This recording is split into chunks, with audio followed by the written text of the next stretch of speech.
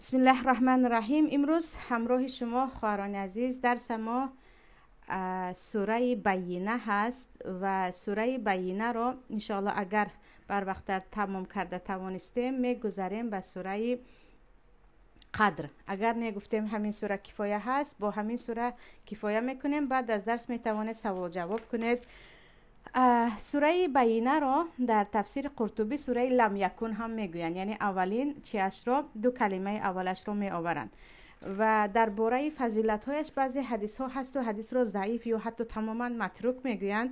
فقط چیزی که در صحیح هست، در مسند امام احمد هم هست و حتی در صحیحین هم هست، این است که پیامبر صلی الله علیه و سلم به ابی ابن کعب، ابی ابن کعب اگر معلومات داشته باشید خواهران عزیز، یکی از صحابه های هستند که در بیعت دوم عقبه همراه پیامبر در جوانی بیعت کرده بودند و از نویسنده های وحی بودند. یعنی پیامبر صلی الله علیه و سلم قرآن را میگفتند و ابی ابن کعب به صحیفه ها می نوشتند و از بین صحابه ها داناترین به احکام قرآن، به آیت های قرآن، به سوره های قرآن هستند.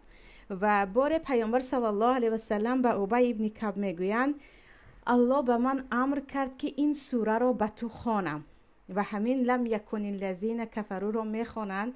ابی ابن کعب صحابی جلیل انصاری میگویند آیا نام مرا الله ذکر کرد؟ یعنی به تو نام مرا گفت که به ابی بخوان؟ پیامبر میگن آره، الله گفت به ابی بخوان و ابی به گریه شروع میکنن، یعنی خیلی گریه میکنن که پروردگار چقدر به من لطف و مرحمتت زیاد است که تو نام مرا و پیامبرت گرفته ای که این سوره را به کی بخوان؟ به ابی بخوان. این فضیلت یک صحابه هست که الله امر میکند که این را به کی بخوان؟ به ابی بخوان. یا گفتیم هم این سوره چقدر اهمیتی بزرگ داشتنش هست، هم این صحابه. و خواهران عزیز، خیلی خیلی از چیزهای مهمی که درس زندگیتون می شود، اینقدر از پی این و آن زندگی و حیات همسایه و خیش و تبار و سراینده و بلاگر و چیزهای دیگر نه، و از پی حیات صحابه ها باشه، برای آنکه زندگی هر یک صحابه سبحان الله مثل پیامبران، علل خصوص شاگردان محمد صلی الله علیه و سلم، دنیا پند و حکمت دارد که باور کنید تاثیر آن برای شما، برای فرزندان شما، برای تمام حیات و اطرافیان شما اینقدر بزرگ است که آن تاثیر رو از هیچ جا نمیگیرید. مشکلی این است که ما از صحابه ها دور شدیم، ما از قصه صحابه زن ها دور شدیم. ما به جای اینکه بگوییم نام این پیامبری که در قرآن است کی باشد، یا اینکه نام این صحابه چی باشد، همسر این صحابه کی باشد، مرگ این صحابه چگونه باشد، شاگردان دست پیامبر چگونه باشند، که همیشه میدونید که استاد مثل محمد صلی الله علیه و سلم شاگردهای از زیر دستش می آید که آنها تاریخ بشریت را، تاریخ دنیا را دیگر کردن.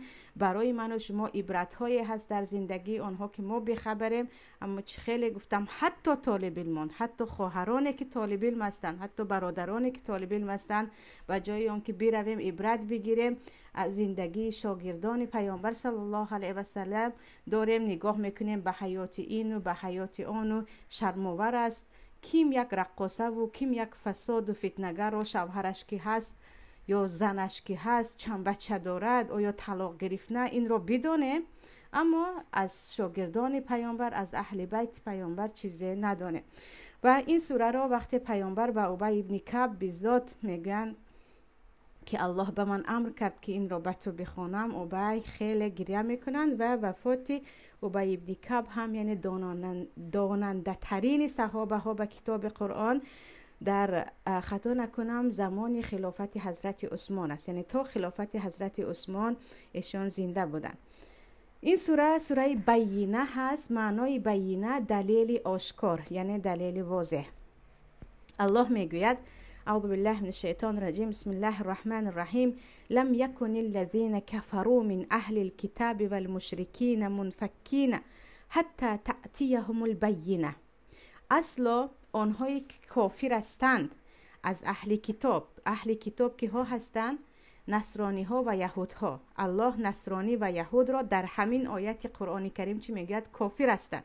آنهایی که کافر هستند از نصرانی ها و از یهود ها و مشرکین، یعنی مشرکین مکه، اینها اصلا ترک کرده نبودند در روایت کفر خود را تا اینکه به نزدشان مرگ آمد. در روایت اینجا منفکین حتی تأتیهم البینه این است که ای پیامبر، این مشرکانی که در مکه هستند یا اینکه یهودهایی که در مدینه هستند و اساساً که ها بودند بنی قریظه و بنی نظیر و بنی قینقاع، اینها کفر خود را ترک نمیکنند تا مرگ. اینها با همان کفر خود میروند تا همان دمی مرگ. بینه به معنای مرگ است. در روایت دیگر آمده است که نه، این کافران اهل کتاب، چی یهود باشد چی نصرانی ها و این چنین این مشرکان مکه، نسبت پیامبر بدبینی نداشتند. مثلا تمام یهود و نصرانی در مکه در مدینه میگفت که به نزدیکی پیامبر می آید که آن پیامبر ما را نصرت میدهد و حتی مشرکان مکه هم چه خیلی میداند پیامبر را صادق الامین میگفتند، تا پیامبر شدنشان صادق الامین میگفتند. یعنی درباره انصاف کردن در صفت پیامبر، نه یهود و نصرانی های آن زمان نه مشرکین یگان خیلی مشکلی نداشتند تا اینکه پیامبر آمدند و چه گفتند من محمد هستم، من از طرف الله هستم. بعدن اینها یهود و نصرانی ها از جهت حسد و کینه و چرا از ما نیست، چرا از عرب هست گفتن و این مشرکین هم از ابو جهل شروع کرده چرا از قوم من یا عائله من نیست گفتن، از روی کبر و تکبر قبول نکردن. یعنی اینها تا آمدن محمد صلی الله علیه و سلم نسبت صفت پیامبر، شخصیت پیامبر، چی مشرکین چی یهود و نصرانی ها در کتابشون وقتی میخواندن چی نمیکردن؟ به انصافی نمیکردن، میگفتن همین گونه انسان می آید. و مشرکین هم میگفتن این محمدی که بین ما هست صادق و امین است، این اصلا دروغ نمیگوید، خیانتکار نیست. بعد از اینکه پیامبر آمدن اینها هم گفتن دروغگو هست، آنها هم گفتن دروغگو هست. و خواهران عزیز، همینجا الله میگوید اهل کتاب چی هستن؟ کافر هستن. آره، یهود و نصرانی ها. همین رو باید بدانیم که یهودهایی که در زمان موسی زندگی کردند، بنی اسرائیلی که در زمان موسی زندگی کردند، به موسی کمک کردند، همراه موسی بودن، آنها مسلمان بودند، و موسی ایمان آورده بودند و آنها مسلمان زمان خودشان بودند. نصرانی هایی که همراه حضرت عیسی بودند در زمانش به حضرت عیسی ایمان آورده بودند، به خاطر حضرت عیسی جان داده بودند، مسلمان زمان خود بودند. ولی بعد از اینکه عیسی و موسی رفتند و به کفر داخل شدند، یکی گفتند دیگر عیسی پسر خدا هست، دیگری گفتند عزیر پسر خدا هست. علل خصوص اگرچه مثلا در دینشون ثابت باشن، هم بعد از پیامبر آمدن پیامبر را قبول نکردن، اینها چی شدن؟ کافر شدن. یعنی یهود و نصرانی در زمان خودش وقتی با پیامبر خودش بود، یا قوم صالح یا قوم نوح وقتی با پیامبر خودش این مردم بود، چی بود؟ مسلمان زمان خودش بود. اما بعد از که پیامبر آمد، این الدین عند الله الاسلام، اسلام یگانه دینی هست که الله قبول میکند و دیگر نه یهود نه نصرانی اینها رو اصلا مسلمان گفته نمیشود، اینها چه هستند؟ کافر هستند. یعنی اهل کتاب از مشرکین در بعض احکام ها فرق میکند. مثلا زنی یهودی یا نصرانی که در دینش پایبند است، در دینش زنی یهودی نصرانی پایبند باشد و تقریبا مثل مسلمان لباس میپوشد و زنا در دین آنها حرام است. و مثلا حتی طرز حیوان ذبح کردن در یهودها عیناً مثل مسلمان ها هست. اگر در دینش قوی باشد از مشرک فرق میکند. یعنی مرد مسلمان او رو به زنی گرفته میتواند به شرطی که پاک دامن باشد و در دینش باشد. اما در عموم بعد از پیامبر آمدن یگان یهود و یگان نصرانی رو مسلمان گفته نمیشود. یعنی بعضی خواهرایی که در روسیه هستن میشنوید که میگن آخر اینها هم خدا میگوین، اینها هم پیامبر میگن، اینها هم کلیسا میروند و نماز میخونن. آره رفته نماز میخونن، نماز خودش رو، اما او باید به اسلام درآید. بعد از شریعت محمد صلی الله علیه و سلم آمدن یگان یهود و نصرانی نمیتواند بگوید که من در دینم میستم، چون الله خبر داد که چی هست؟ دین یگانه در نزد الله اسلام است، دیگر تمام دین ها بعد از محمد صلی الله علیه و سلم آمدن از بین رفته است. و الله چی گفت؟ نه این کافران یهود، نه نصرانی، نه این مشرک ها کفر خود را ترک نمی کنند تا اینکه مرگشان بیاید. در روایت اینها در صفت پیامبر با انصاف بودند تا اینکه پیامبر آمد و اینها چیکار کردند؟ عقب نشینی کردند و از روی کبر و غرور خود چی گفتند؟ ما به تو ایمان نمی آوریم. در دوامش الله میگوید رسول من الله یتلو صحفا مطهره، یعنی پیامبر از طرف الله آمد که به اینها صحیفه های پاک را تلاوت میکند. یعنی محمد صلی الله علیه و سلم به نزد کی آمدن؟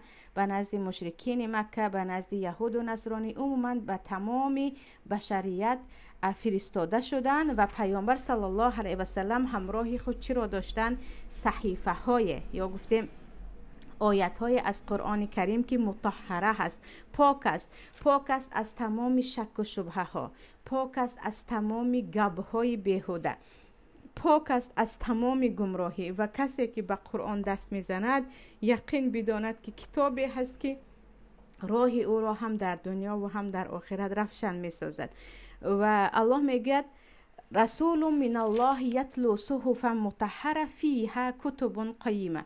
در این صحیفه ها کتاب های هست یا آیت های هست که اینها آیت های مستقیم هستند، برای راست انسان ها را دعوت کننده و محکم، یعنی احکام های خودشان را دارند.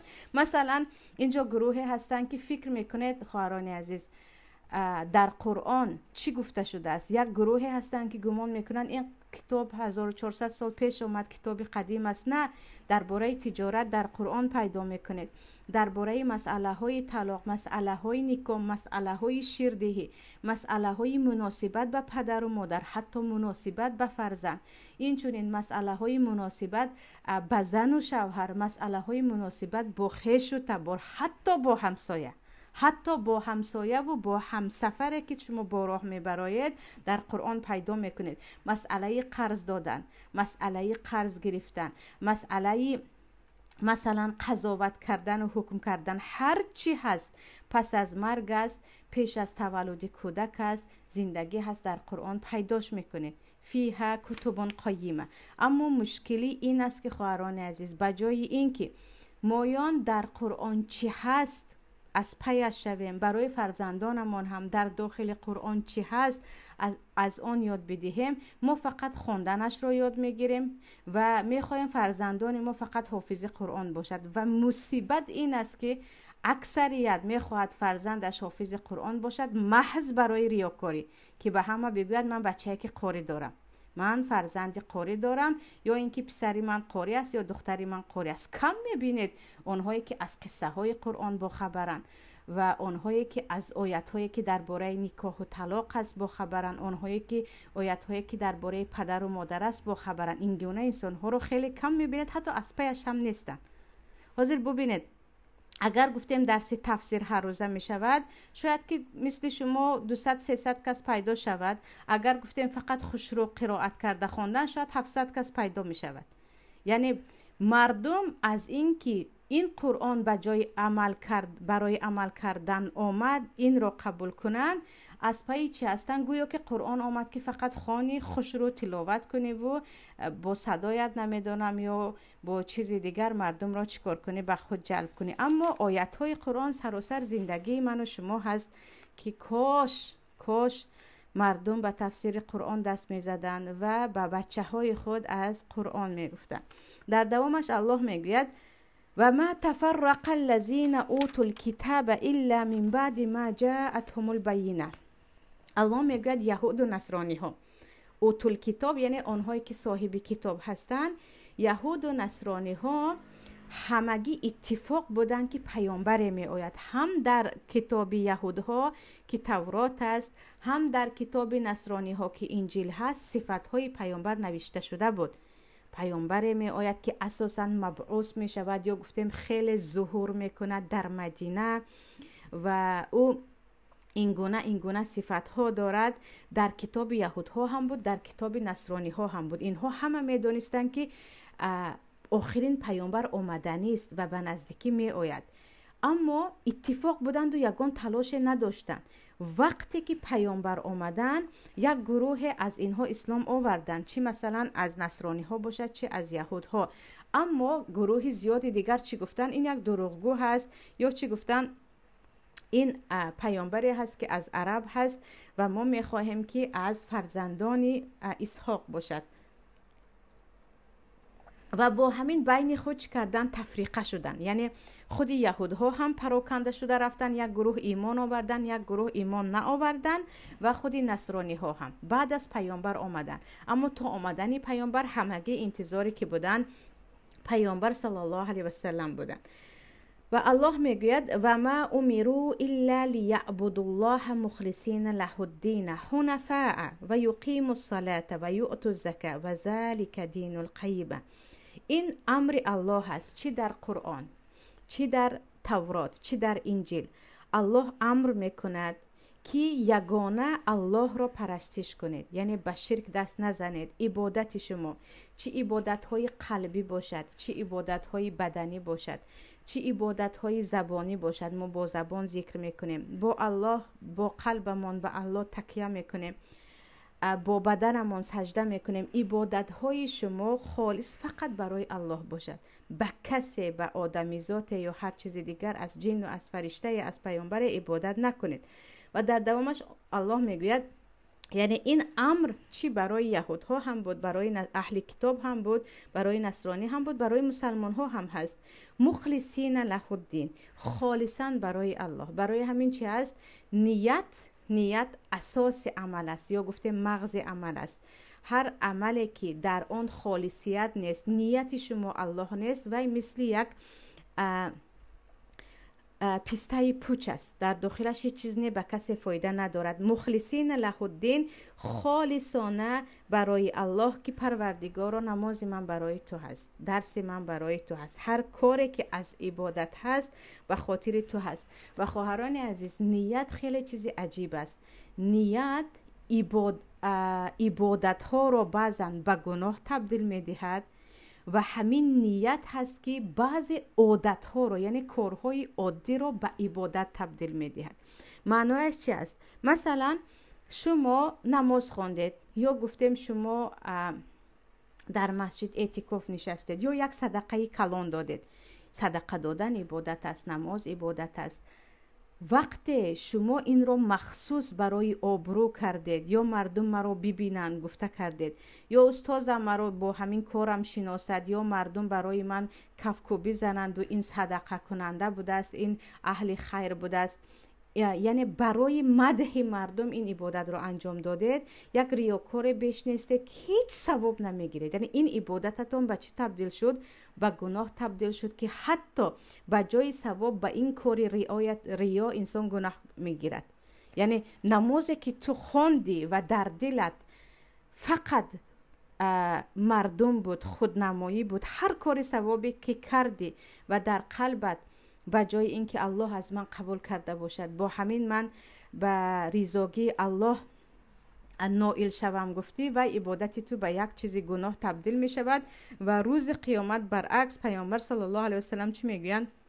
الله میگه من بیزار هستم، برو ثواب خودت رو از همون کسی طلب کن که برای او این عمل رو انجام دادی. اما در حدیث دیگر اومده است که پیامبر صلی الله علیه و سلم میگویند حتی لقمه‌ای که به دهان همسرت میدی، یعنی همین عادی خوراکی که به همسرت میدهی، وقتی تو با آن مقصدت رضایت الله باشد که پروردگار تو به من امر کردی که من اهل بیتم رو خورانم، پوشانم و من دارم به اینها خوراک می آورم، عادی ترین کارت هم ثواب می شود.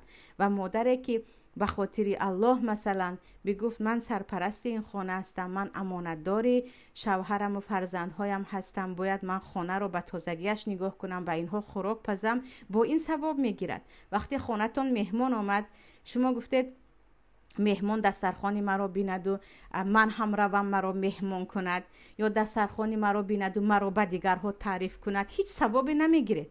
برای اینکه شما مقصد از دسترخوان و پذیرایی فقط نیت شما رضایت همون مهمان بود و تعریف و مردم بود. اما گفتید الله امر میکند، پیامبر الله امر میکنند که احترامی من کان یؤمن بالله و الیوم الاخر فلیکرم ضیفه.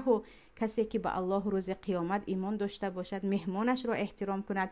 من به خاطر الله مهمانم را به تمام بهترین شکل پذیرایی میکنم. شما برای یعنی قبول کردن مهمان ثواب میگیرید. برای قبول کردن مهمانتون، برای هر چی که در دسترخوان آماده کردید ثواب میگیرید. یعنی ببینید که خالصیت نیت خواهرها شما را در عمل ثواب میتوانیم بگوییم میلیاردر میکند. یعنی هر روز گفتید به خاطر الله این را میکنم و شما در قلبتان نریزوگی یگان بشریت نیست، اما برعکسش مصیبت این است که هر کار ثوابی که کردیم به خاطر مردم و مردم کی نباشد هم اینجا پروردگار ما را به حالمان میگذارد که برو از همان اجرت را بگیر.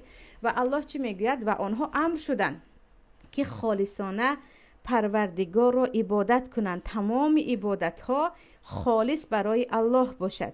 حنفاء، معنای حنفاء چی است؟ همه دین ها را کنار گذارند و الله برگردند و آنها فقط یکتا پرست و موحد باشند. و یقیم الصلاة، و نماز بخوانند، و یؤتوا الزکات، و زکات بدهند. و ذلک دین القیمه، انا این است دین راست. دینی که الله از شما میخواهد شما عبادت الله را خالصانه بکنید.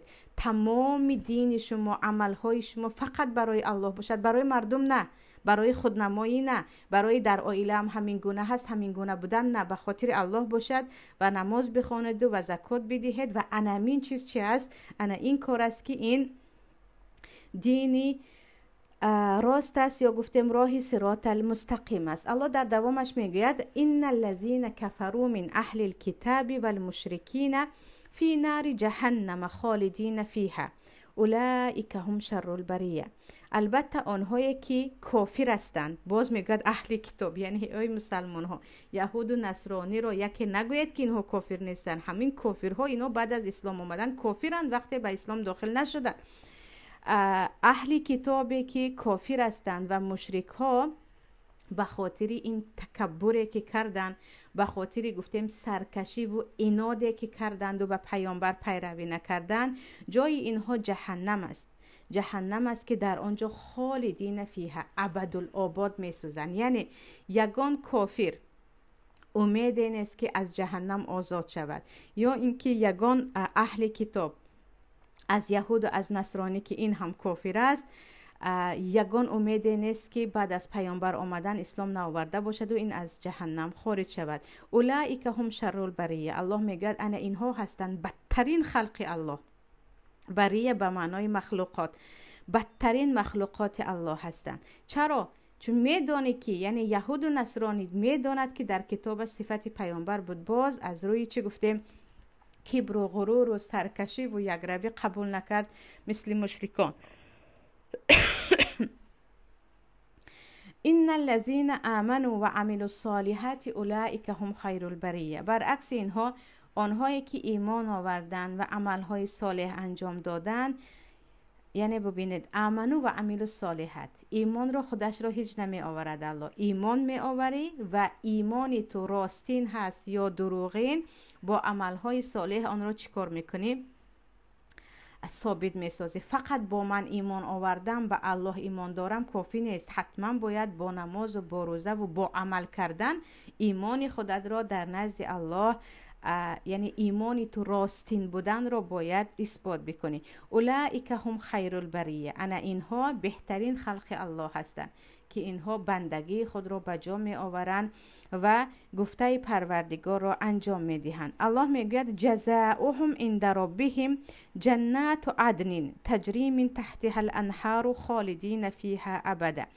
پاداش اینها، یعنی پاداش نفرانی که به الله ایمان دارند و با برابر ایمان خود عملهای صالح انجام میدهند، جنت و عدن، جنت ها یا بهشت های عدن است. عدن یکی از نام های بهشت است و در روایت یعنی جنت های دائمی که برای زندگی الله آماده کرده است. تجری من تحتها الانهار، زیر آن جنت ها یا گفتیم در زمین آن جنت ها دریاها جاری هستند، خالدین فیها ابدا. اینها هم همیشه در آنجا هستند. در جنت دیگر مرگ وجود ندارد. وقتی با عملهای صالحت با ایمانت رضاگی الله را به دست آوردی، دیگر یقین بکن که همون مصیبت و مشقت و درد و غمی که در دنیا هست آنها دیگر در جنت نیستند و آن نعمت جنت هم دائمی هست. رضی الله عنهم و رضوا عنه. الله میگوید الله از عملهای اینها راضی هست، یعنی آنهایی که اهل جنت هستند و داخل جنت میشوند، پروردگار از اینکه از عملهای اینها راضی هست اینها را داخل جنت کرد و این بنده ها هم از پروردگارشان راضی هستند. و خواهران عزیز، یکی از ذکرهایی که پیامبر زیاد میگفتند چی هست؟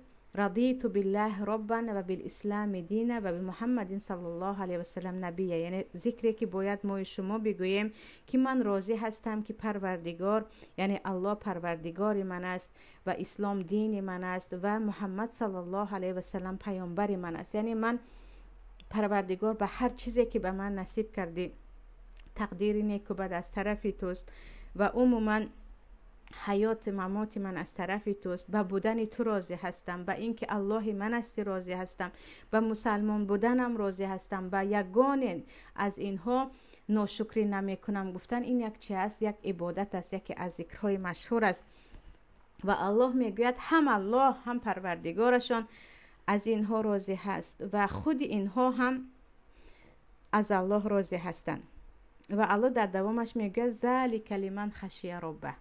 یعنی سبحان الله با یک جمله سوره را تمام میکند که الله میگوید این همه نعمت‌های بی پایان، نعمت‌هایی که انتها ندارد، برای مؤمنان آماده شده است که خشی ربه، آنها از پروردگار میترسند. در آیت دیگر آنها شب و روز در سر و در علانیت، یعنی چی پنهان باشن از چشم مردم، چی در نزد مردم باشن، از پروردگارشان میترسد. پس خواهران عزیز، یکی از کلید نجات انسانیت، یکی از راه‌ها یا گفتیم سبب‌های اساسی نائل شدن، سزاوار شدن به رضاگی الله این است که تو از الله بترسی. و وقتی شما مثال عادی از یک انسان میترسید، همیشه حرکت میکنید او را به غضب نآورید. وقتی از یک انسان میترسید همیشه حرکت میکنید غضب اون انسان نآید که چی میشود؟ بالای شما ضررش زیاد میشود. و انسان وقتی که از الله میترسد، هر چی غضب الله را میآورد به آن دست نمیزند. هر چیزی که و در حدیث آمده است که چی است؟ حدود الله در محارمش از حرام کرده هایش هست. شما وقتی به حرام کرده های الله دست زدید، شما به حدود الله دست زدید. این سبب علک غضب الله می شود. پس خشیه یا گفتیم ترس از الله این کلید داخل شدن به جنت است. و ترس از الله معنایش این است که آن چیزی که الله را به غضب می آورد به آن نزدیکی نکن، به آن نزدیکی نکن. و هر گناهی که وقتی میکنی، هر باری که وسوسه شیطان که زیادتر در دل ما هست، شیطان به دلت وسوسه می اندازد که این گناه رو بکن، انا این کلمات رو بگو، در دستت تلفن است انا این چیز رو تماشا بکن، به فلان گروه داخل شو انا این رو بگو آن رو بگو. یکم بگو الله از این به من غضب میکند، این کاری هست که الله من میکند، من از الله بترسم. اگرچه هیچ کس نیست، دوی شب و سه شب است، در نزدم یگان کس نیست و فقط من هستم و گناه هستم و گناه هست و کسی خبر ندارد. انسان باید از الله بترسد. یعنی ترس از الله سبب می شود که شما به گناه دست نزنید و ترس از الله سبب می شود که شما به رضاگی الله نائل شوید و پروردگار هم از شما راضی باشد. اما آنهایی که باور کنید در لباسشان گویا مثل آنها از الله می ترسیده کس نیست، در سخنشان ترس از الله در کسی دیده می شود که او از گناه دور است. اصلا به خاطر زیاد در نزد همه تسبیح گردانیدن و نمیدونم با لباس های از حد سیاه و وسیع و چیز دیگر خود نمایی کردن و من از خدا می ترسم و گریه می کنم. نه، ببینید که یک انسان چقدر در گناه آلوده هست، چقدر از گناه در گناه آلوده است و چقدر از گناه دور است. و ما ترس از الله را در خود پیدا کردن نمی توانیم تا زمانی که الله را نشناسیم یا تا زمانی که چی چیز غضب الله را می آورد آنها را نشناسیم. برای همین الله چی میگوید؟ انما یخشون الله من عباده العلماء. اساسا از الله زیادتر عالمان میترسن، علما میترسن، اهل علمی که با علم خود الله را شناختن، با علم خود الله از چی چیز غضب میکند آن را شناختن. تا آن زمان شما نمیدونید. مثلا من به شما نام یک نفر را گفتم و گفتم از اون بترس، میگید اصلا کی هست که از او بترسم؟ چرا از او بترسم؟ یعنی شما از یک آدمی ناشناسی که دربارش هیچ چیز نمیدونه نمیترسید اصلا.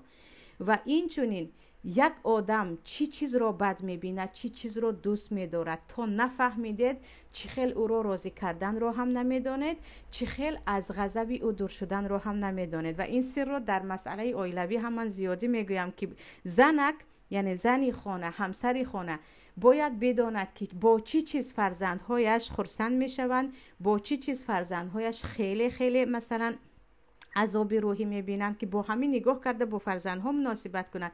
با شوهر هم همین گونه، یعنی بشناسد که شوهر از کدام کارها نفرت دارد، کدام کارها رو خیلی دوست میدارد، با همین نگاه کرده مناسبت کند، تقریبا مشکلی ها کم میشود.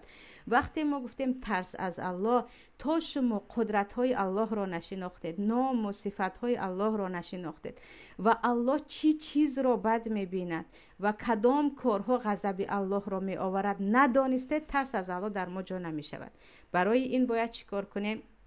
هم خدا را، یعنی پروردگار را، همان گونه که خودش را در قرآن ذکر کرد یا گفتیم به ما شناسانید، یا همون گونه که الله را پیامبر صلی الله علیه و سلم به ما شناس کردن، همین گونه شناسیم. و این چونین هر چیزی که حرام است، هر چیزی که موجب غضب پروردگار می شود، آن را شناسیم و از آن دور شویم. پیامبر صلی الله علیه و سلم میگویند اگر مؤمن اون چیزی که در عذاب الله هست یا گفتیم غضب الله هست بداند، او اصلا امید جنت نیو، همیشه از دوزخ میترسد. یعنی اگر غضب الله را شناسد. و اگر برعکس نسبتی مثلا رحمت الله اگر با خبر باشد، یک نفر کافر که الله همین گونه رحمت دارد، او اصلا از محبت الله یا گفتیم رحمت الله ناامید نمی شود. یعنی همون گونه که رحمت الله وسیع هست، مهربانی الله نسبت بنده ها از مهربانی یک مادر هم به درجه های زیاد بالاتر است، اما برابر این الله غضب هم دارد، الله غیرت هم دارد، الله جبار هم هست، ذو قوت المتین هم هست، قهار هم هست. این رو هم بدونیم که غضب های الله هم هست که ما هیچ طاقت به آن نداریم. یعنی همان گونه که محبت و مهربانی الله را میشناسیم که الله یک مادر که اصلا کودکش را گرفته به دوزخ به آتش نمیپرتاید، محبت الله به چند درجه از آن زیاده است. اما برابر این باید بدانیم که الله چی هست؟ الله با عدالت خود اصلا ظلم را نمیبخشد و الله برای بنده هایش اصلا شرک را قبول نمی کند. یعنی شرکی که از بنده ها شد کی نباشد هم الله از اون نمی بخشد. یعنی نقطه های غضب الله را هم باید شناسیم. انا در اینجا ترس از الله در ما جای می شود. برای همین مثلا نسبت تربیه فرزندها هم خواهران عزیز، مهمترین چیز این باشد که فرزند شما از الله بترسد. وقتی فرزند از الله می ترسد، شما باشد نباشد و به گناه دست نمی زند. اما وقتی در قلب بچه، در قلب فرزندمون خدا ترسی جای نشد و شما فقط از من و از مثلا از مادر و از پدر میترسد، همین که پدر و مادر نیستن و به هر غلط دست میزند. برای همین پیش از اینکه بگوید من خیلی زود میخواهم بچه‌ام این را یاد بگیرد آن را یاد بگیرد، چی را یاد بدهیم؟ ترس از الله را. ترس از الله را که نصیحت لقمان هم هست که در کجا نباشیم بدان که پروردگار حتی در تاریکی های تاریکی قدم های مرچه را میشنود و میبیند و از آن با خبر است. یعنی هر کاری که میکنی الله از آن با خبر است. من نیستم، الله همیشه با تو هست. الله با خبر است از گناهی که میکنی، خطایی که میکنی. به آن نگاه کرده، به آن نگاه کرده قدر تو رو یا بالا میکند یا پایان میکند. این چیز رو هم باید به کودکان آموزیم. یعنی اساسی نجات ما چه است؟ این داشتن ترس از الله که در غیب و شهادت الله با ما هست، با خبر است چیکار میکنیم چیکار نمیکنیم و همین ترس باشد، میبینید که ما زبانی خود رو هم در جایش داشته میتوانیم، دست و پای خود رو هم داشته میتوانیم، چشم خود رو هم، هر گناهی که به سرمان آمد میگیم نه نه، پروردگار از این کارم راضی